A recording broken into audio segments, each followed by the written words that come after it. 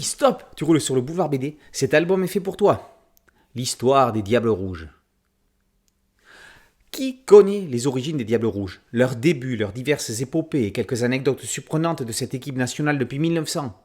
Oui, 1900, aux Jeux Olympiques d'été à Paris. Quelques semaines plus tôt, une rencontre entre le capitaine Ray Tiens, à la fois ordonnance du roi Léopold II et capitaine de l'équipe du Royal Leopold Football Club, avec le comte van der Straeten Pontoise, jetait les prémices d'une grande aventure. Si leur premier match relevait du pur amateurisme, lentement mais sûrement, au fil des rencontres et des années, un esprit naissait, une équipe se soudait, fière d'elle et désireuse de victoire.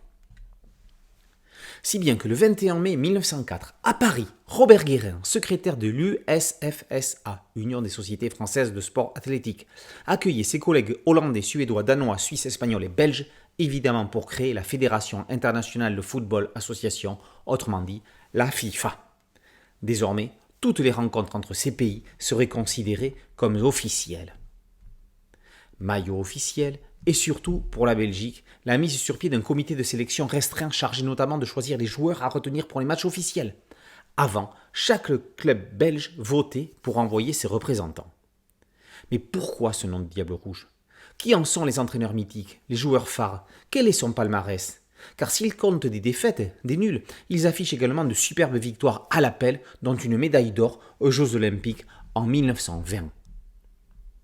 Nous pourrions reprendre ici tant d'événements marquants des débuts, comme ce fabuleux nul contre l'Angleterre le 26 mars 1910.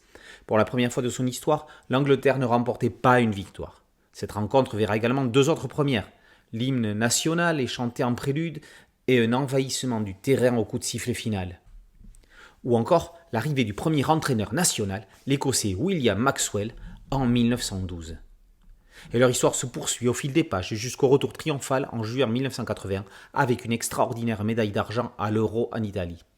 Retrouvez, découvrez les exploits des Alphonse Six, Robert Copé, Arsène Vaillant, Paul Anoul, Paul Van Imst, Jan Verheyen, Wilfried Van Moer et de leurs entraîneurs de légende comme Bill Gormley, Raymond Goethals, La Science ou encore le sorcier et évidemment Guy Thys. Bernard Swissen réussit l'exploit de condenser ce si riche et incroyable parcours de 120 ans en 48 pages. Passionnant, rythmé, vivant, folklorique parfois dans la façon de représenter les faits, mais historique à n'en pas douter. Parfaitement documenté, pour cela d'ailleurs. On se laisse emporter par cette Bible indispensable à tout fan des Diables Rouges ou simple amateur de football désireux d'en savoir plus sur cette équipe légendaire.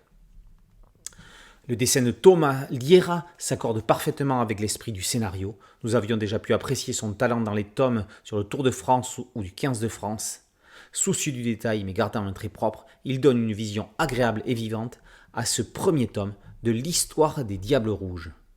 Et maintenant, place au match, en attendant le tome 2, et qui sait, enfin une étoile championne du monde pour les Diables Rouges. L'histoire des Diables Rouges, tome 1 par Swissen et Liera et par aux éditions Kennes. Merci à mon ami Thierry Ligo pour cette chronique. Boulevard BD, c'est un podcast audio, une chaîne YouTube. Merci de liker, de partager, de vous abonner. A très bientôt sur Boulevard BD. Ciao.